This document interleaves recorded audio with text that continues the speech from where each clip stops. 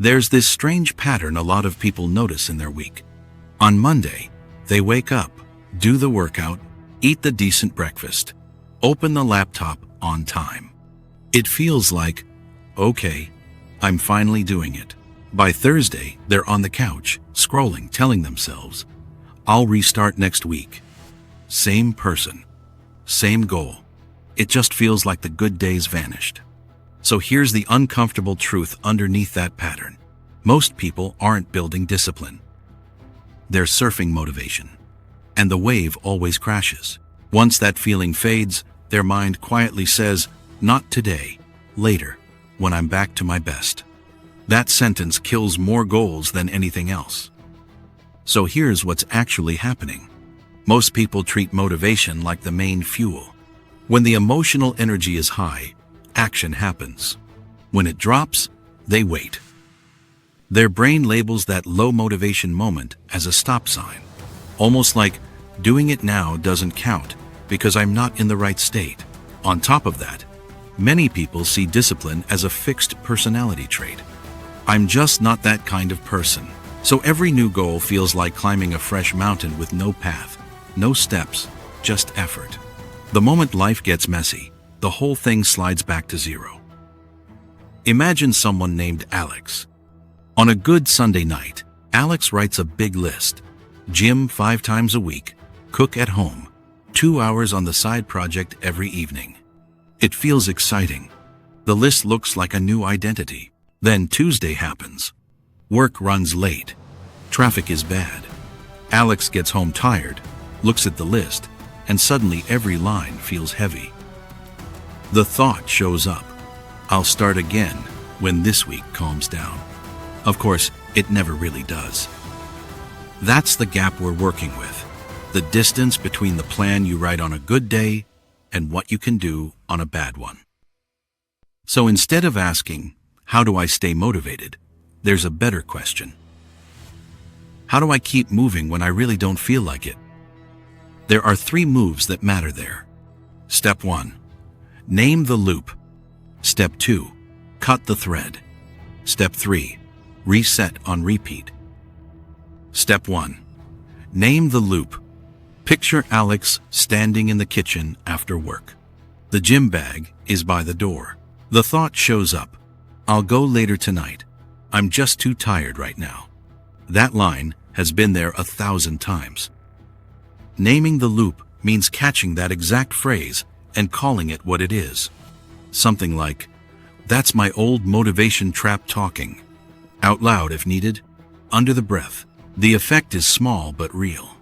Instead of swimming inside the feeling, you're standing next to it. The delay stops being the truth and becomes a pattern you've seen before. Step 2. Cut the thread. Now Alex has named it. That's my motivation trap. The next move is not to force a perfect workout.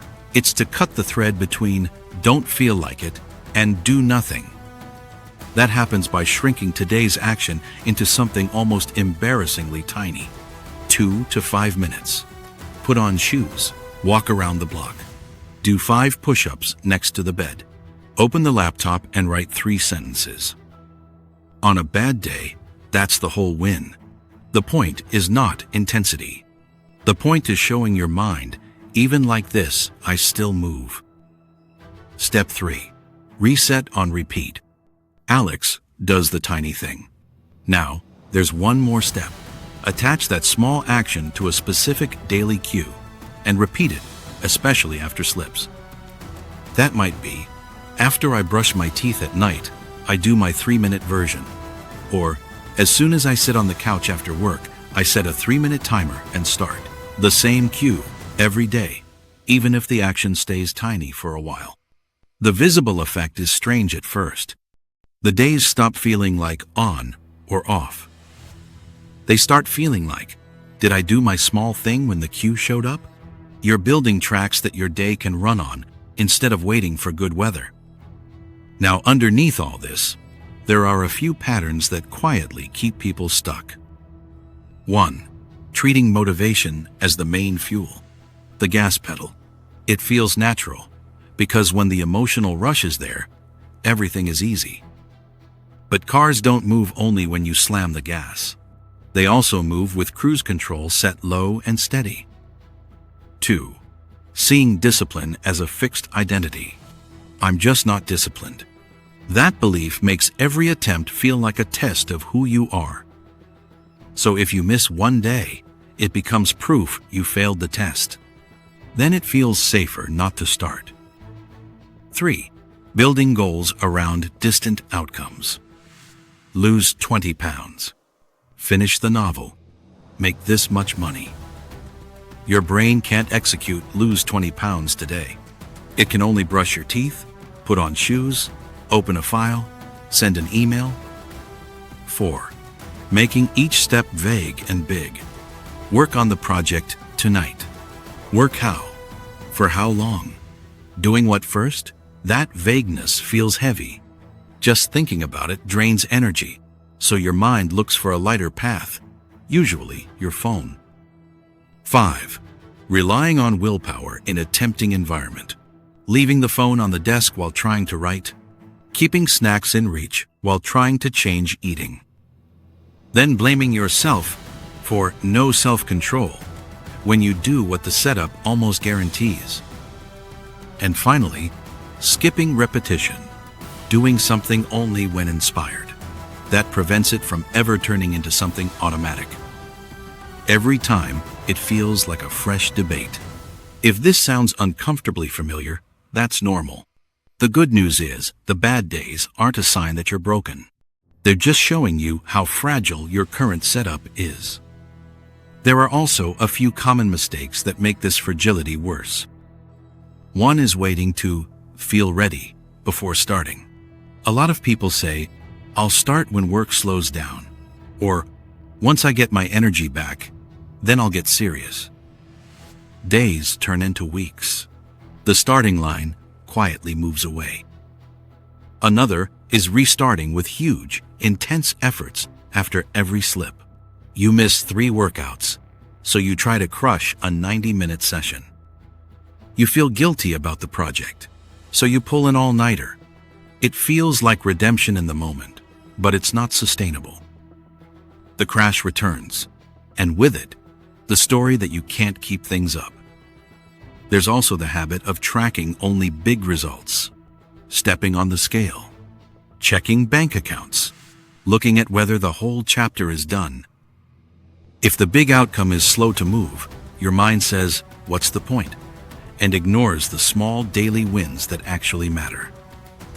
And there's one more, treating a single bad day as proof. See, I knew I was lazy. Then writing off the whole week. One skipped day turns into 5, not because of the skip itself, but because of the story built on top. So how does this shift in a normal day? Here are 3 small cognitive moves that you can start to notice. First, microloop. Hearing yourself say, "I'll do it tonight." Picture Alex again, scrolling in bed in the morning. The alarm has been snoozed twice. The thought shows up, "I'll just work out after work instead." Signal. That sentence, "I'll do it later," especially when it feels familiar. Gesture. Whisper back, "That's the motivation trap," and immediately do a 2-minute version now. Maybe it's 10 squats next to the bed, or a quick stretch. Visible consequence. Tonight, if plans change or energy disappears, Alex has still touched the habit. The self-image becomes, "I'm someone who does a tiny version even when I don't want to," instead of, "I'm someone who keeps postponing." Second microloop. Feeling heavy resistance right before a task. You sit down to write, and your body almost wants to stand up. Your mind throws up a wall. "Not now. Too much. I need to be in the right mood." Signal. That wave of heaviness and urge to escape right before starting. Gesture.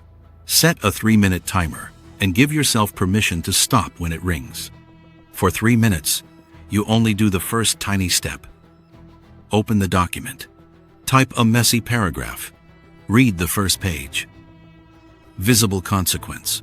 Very often, by the time the timer ends, You're already in motion. If you stop, that's fine. You've still trained the move of start anyway, but small, instead of delay until the feeling is perfect. Third micro loop, noticing you broke your streak. You see the app. The chain of days is broken, or you remember you didn't do the habit yesterday. The familiar script starts. I blew it. Here we go again. I can't keep anything going. Signal. That first self-blaming sentence. Gesture. Say pause. One miss is data, not identity. Then schedule the next tiny repeat at a specific time tomorrow. Not try again soon, but tomorrow after breakfast, I do my 2-minute version. Visible consequence. Your brain learns that a broken streak is followed by a clear next step, not a spiral.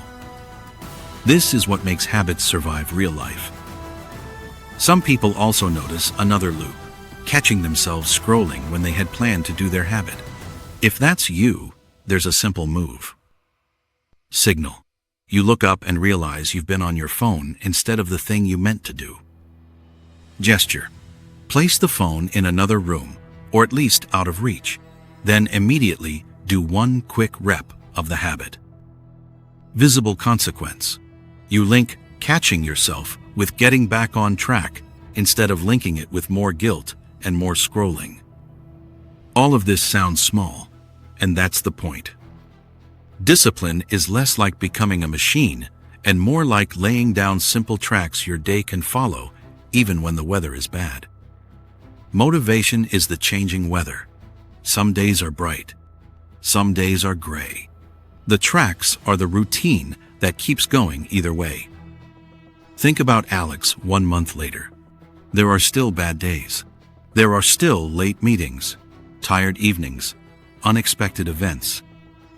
But every time the thought, I'll do it later appears, there's a quiet counter move. Name the loop. Cut the thread with a tiny action.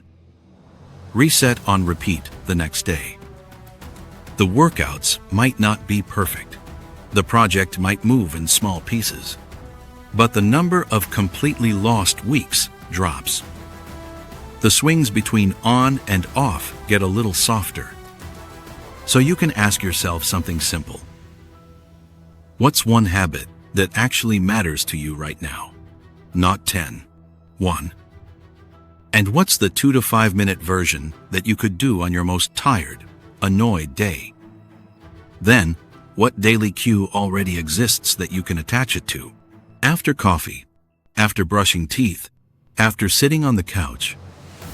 And finally, which microloop shows up for you the most? Saying later, feeling that heavy resistance, or beating yourself up after a miss. Pick one habit, one cue, one loop to notice. Let the good days be a bonus. Build for the bad days on purpose. You're not broken for losing motivation. You're just ready for a different way of moving. And that way starts smaller and more quietly than you think.